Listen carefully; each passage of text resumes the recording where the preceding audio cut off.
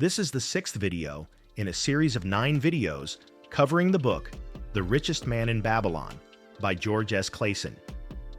In this video, we will discuss Chapter 6, The Gold Lender of Babylon. Today, we're going to dive into one of the most practical and valuable lessons about prosperity, credit, and financial responsibility. This chapter presents the silent yet powerful perspective of the one who lends money, the creditor. And by understanding how a creditor thinks, we begin to see money not as an enemy, but as an ally that responds to clear rules. Imagine the scene. A man approaches a moneylender in search of gold. He wants to borrow, promises to repay, assures he will honor the commitment. But gold, just like prosperity, loves security. It does not easily surrender to those who simply desire it, but to those who demonstrate the ability to care for it, protect it, and multiply it. That's the first great lesson. Money is not emotion, it's structure. And after 40, this truth becomes even more evident.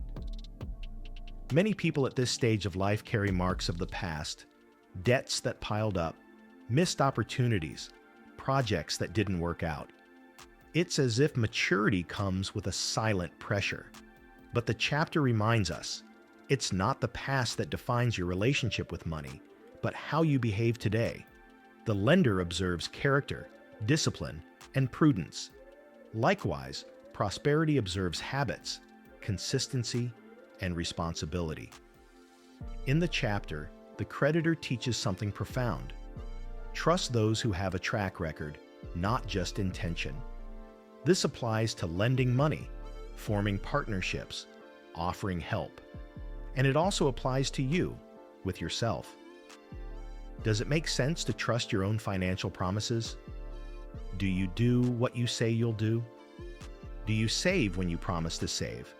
Or do you allow yourself to be carried away by impulses? These questions sound harsh, but they're liberating. After 40, we need to let go of the illusion of financial improvisation. Prosperity doesn't grow in accidental soil. It grows in predictability. Gold, as the chapter says, flees from those who treat it carelessly and runs toward those who manage it wisely.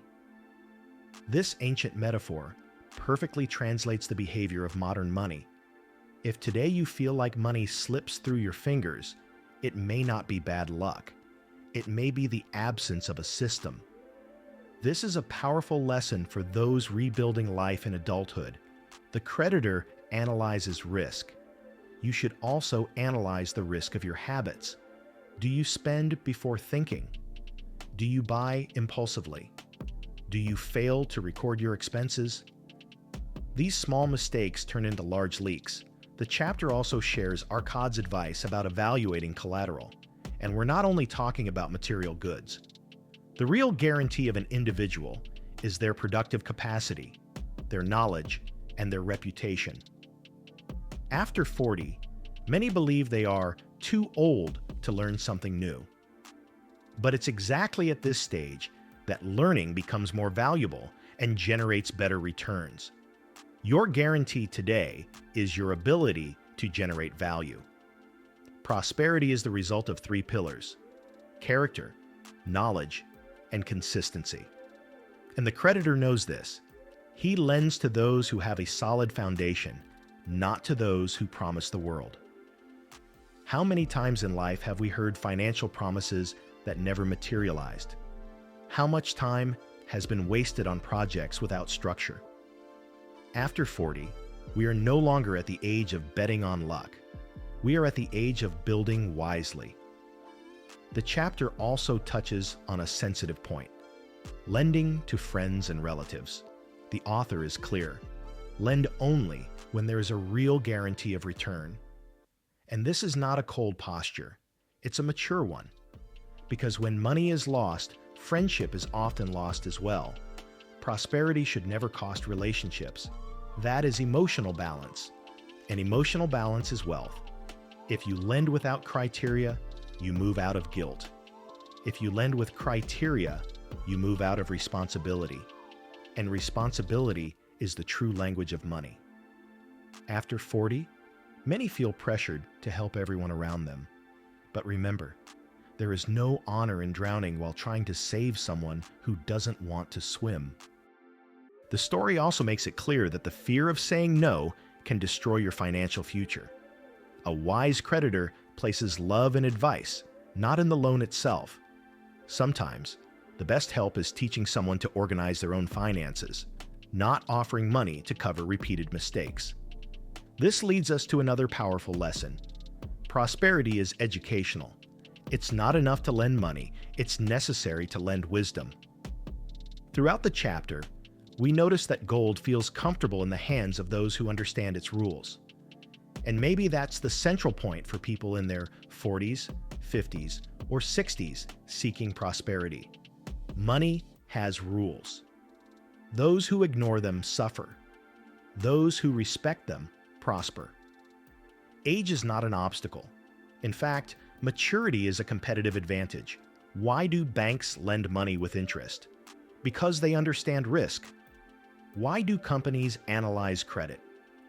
Because they understand history. And why do many adults end up in unpayable debt? Because they confuse desire with capacity. This emotional confusion is a silent killer of prosperity.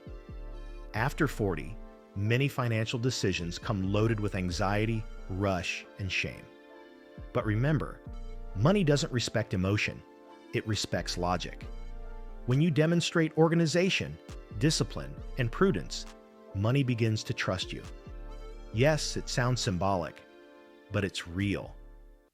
When you save, invest, and protect, your mind starts to operate at another level.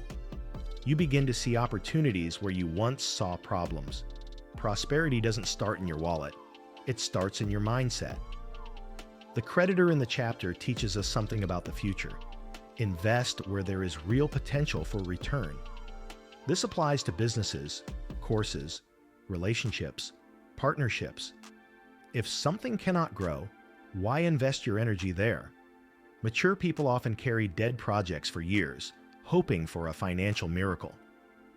But prosperity is not a miracle, it is consequence.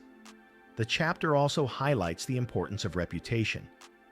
After 40, your financial reputation is written in your habits, and the good news is that it can be rewritten at any moment. Even if you've made serious mistakes in the past, you can start today with small commitments. Prosperity loves small commitments fulfilled repeatedly. Another valuable point: gold flees from those who invest without knowledge. Many adults waste money on poorly explained projects, promises of easy returns, financial trends. But after 40, the cost of error is higher. Study, patience, and analysis become indispensable tools. Arkad, the richest man in Babylon, makes it clear that wealth is built, not found. Those who lend money need to see the ability to repay. And those who want to prosper need to demonstrate the ability to save, protect, and grow. If you wouldn't lend money to yourself based on your history, something needs to change today. If you're watching this video, maybe you're looking for a new beginning. Maybe you're tired of promising and not delivering. Maybe you feel like money ignores you, but gold ignores no one. It follows those who respect it. Start with small habits.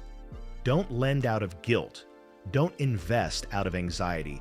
Don't spend to impress. After 40, prosperity is about freedom, not appearance. In the next videos, we'll continue exploring, chapter by chapter, the practical and ancient laws of prosperity that remain true to this day. If you enjoyed this content, subscribe, like, leave your comment, and share this with someone who needs to wake up. Also, check out our financial mindset development materials located in the first pinned comment.